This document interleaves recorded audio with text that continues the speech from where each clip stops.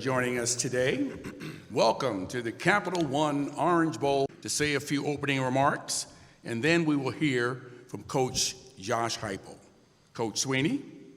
All right, well, lucky day for y'all. I lost my voice, so I don't know where it went, but hopefully I'll find it soon.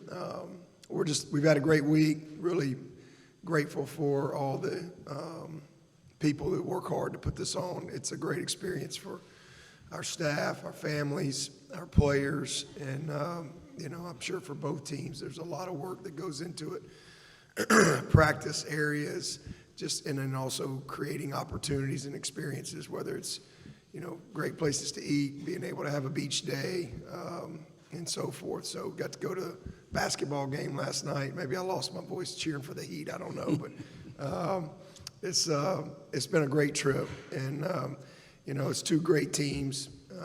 Tennessee is one of the best teams in the country, and it's had an amazing year. So it should be a great game.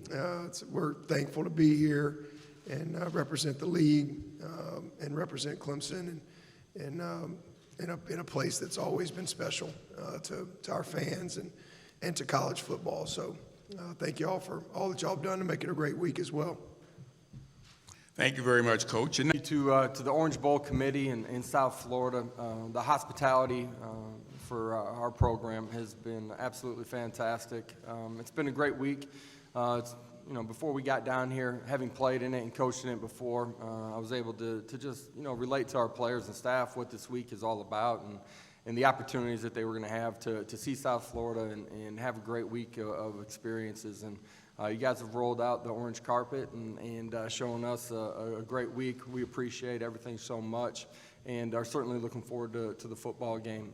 It's been a long time since Tennessee's been here. Really proud of what this program's done in the last 23 months since our staff arrived. Really proud of our players, playing a great opponent here tomorrow and looking forward to that. We've seen a lot of VFLs, former players, starting to make their way down here, and I know our fan base is too. It's great to see all those former players show up, and looking forward to going out and competing with our football team tomorrow. Thank you very much, Coach. Now, we'll open it up for questions. Questions are now open.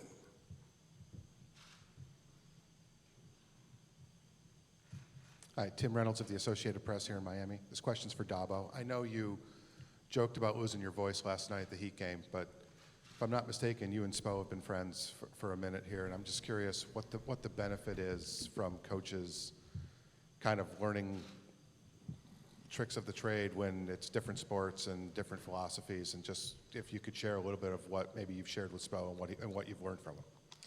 Yeah, he's a guy that I got to know. We have a mutual friend that connected us several years ago, and then he reached out,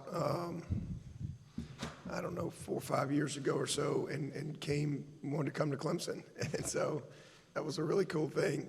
He flew in for a day with one of his assistants. And, listen, I mean, it doesn't really matter what the sport is, or even, if you're in leadership and you're dealing with people, there's so much you can learn. And especially when you're in a competitive environment. And even though he's in the pros, especially basketball, a lot of those guys are young guys. And so we're dealing with young guys and again, competitive dynamics, leadership, culture, all these type of things. But so that's how we first got to know each other. And then we've just stayed in touch throughout the years. And we actually came down with my sons to a playoff game last May. And that was pretty cool. So I'm 2-0 in what is this, 22, and I let him know that last night. So brought some good mojo, but it's fun, But I think that's what coaches do, is collaborate. I think our profession is really unique that way, and that like we have our AFCA convention coming up in another week or so, and all these coaches come from all over. I mean, thousands, and we talk and we meet. I mean, we literally played Ohio State one year. It was the craziest thing. It was, I think it was the game. I don't think it was this game. I think it was the game out in Arizona.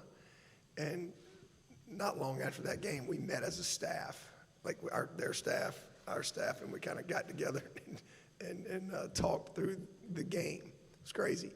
And so that's one of the cool things about our profession is we compete, but we collaborate and always have. And, you know, it's not the case in most industries, right? Like Coke doesn't sit down with Pepsi at the end of the year and say, well, hey, boys, what do you think? You know, let's see how this goes. But football coaches do that. There's just so many relationships, and that's what makes the game really unique. And so just relationships like that come through collaboration that crosses over the sports and business world, et cetera. Okay. Good morning, Mark Stowe with Coach Swinney and Coach Heupel. First, Coach Swinney, what's the impact that Mike Reed has had on your staff this year, being recently elevated to assistant head coach? And for you, Coach Heupel, for Tim Banks, you recently added him. What's his impact been for you this year as a defensive coordinator? I couldn't hear the back end of that conversation question. Excuse me. The Tim Banks. Yeah. What's his impact has been for you this year as defensive coordinator? Yeah, I'll start it out.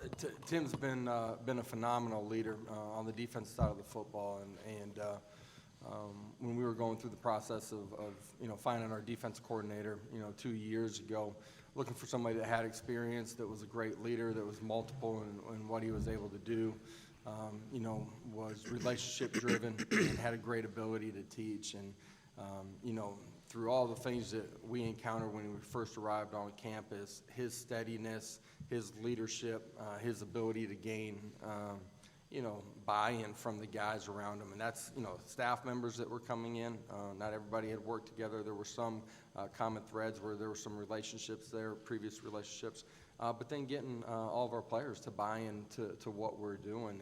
And he's done nothing but do a great job of continuing to grow what we're doing on that side of the football.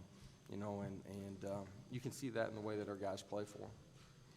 Yeah, Mike Reed has, he's just a great leader. He's been with me since the 2013 season, so he's, I guess, going on year 10 or whatever, and has done a phenomenal job. I mean, he's coached a bunch of great players at Clemson. He's been a part of some of the best defenses in college football over the last decade. He's coached first-rounders and everything in between. He's a great recruiter, great communicator. Really knows the game. He's also our special teams coordinator. So just, and he's a great friend. Love his family. He's got a great, beautiful family. His wife Kim and Michaela and Milan, his daughters. So just a guy that has really grown and, would be a great head coach as well. So it was easy. As we had we had a lot of staff transition last year for the first time in a while. So it was easy to be able to promote him to the assistant head coach and lean on him in a lot of areas. Down front. Adam Sparks, Knox News, recently had a quarterback change. In a regular season, you may have one of those changes in a given week. To have all of them at once, how is the challenge different for you as a coach, and how do you navigate all those changes within one game? Yeah, I think, at the end of the day, that's kind of the landscape of what happens at times inside your program. When you're having success and during the course of bowl season, you can see that across the country. The unique thing is you have a couple extra weeks to prepare and plan for those situations. You're not dealing with it in a 7-day span. We lost some really good players. I think that provides unique opportunity, and that's the tough thing and the great thing about college football is that essentially a quarter of your rosters, graduating every single year. And so with that provides new opportunity to go make plays because you got more snaps on the football field. It provides opportunities in leadership. It's the great thing about college football is that, you're essentially building your roster and your football team every single January. And that's always true, but I think in the landscape of college football, it's certainly true and more evident, more prevalent now with the transfer portal too. He was going to play in the Orange Bowl, and if his career is done at Clemson. What was the last part? And if he's done at Clemson. I'm not sure, Sheridan, he could come back. He's been dealing with a hip flexor, so it's going to be close. You know, he's one of those guys that's played a lot. He's got a lot of experience, but been battling a little bit. So we'll see. But as far as is he done at Clemson, he's declared this as his senior year all year. But as you know, a lot of these guys have. I guess we're going to deal with it for a couple more years, I guess, with the COVID year. So I don't know if it's his last time. A lot of these guys are going to decide that after the game. Playing this game because of the disappointment, how long did it take for you guys to get over that disappointment, and what were you able to do to keep them motivated and make sure that, you know, this game was important to them? Yeah, we had to reset the following week, and I think you guys played the week after as well. You know, the only reason we've gotten to this point, these players didn't come into this and just inherited it. They've worked for it, you know, from the moment that we got there on campus, and that's the competitive nature. It's their connection to one another. Our players were able to reset. Was there disappointment? Absolutely. In that moment, and you could feel it in the building when they came in the following day on Monday. But we're able to reset, and this is an important game to our football team. We talk about finishing, we talk about legacy. This group that you know, is graduating and heading on, you know, this is a way to finish it and leave a strong legacy at Tennessee. At the same time, I think bowl games in this era are also about, you know, kicking off the following season.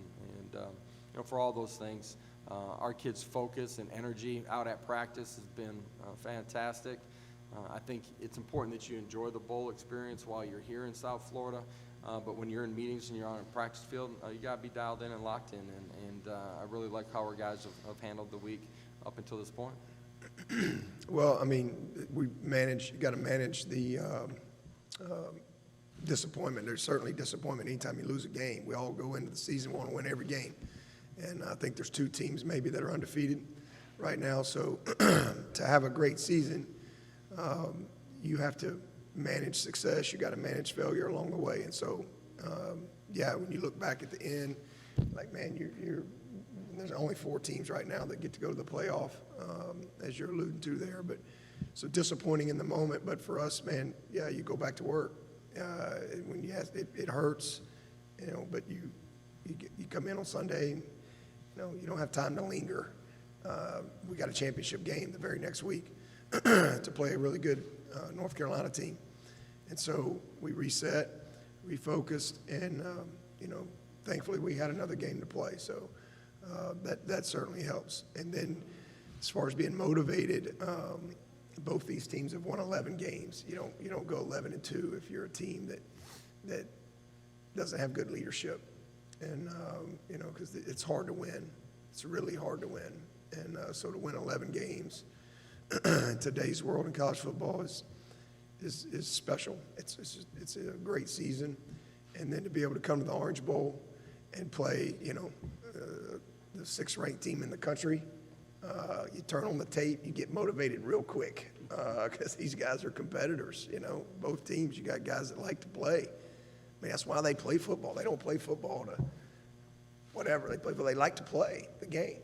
And so it's a chance to go play the game. And not only that, you get to do it at a venue like this at Hard Rock Stadium. I mean, are you kidding me? And you're playing one of the best teams in the country. So turn the tape on. You watch these dudes run, yeah, you'll get motivated real quick.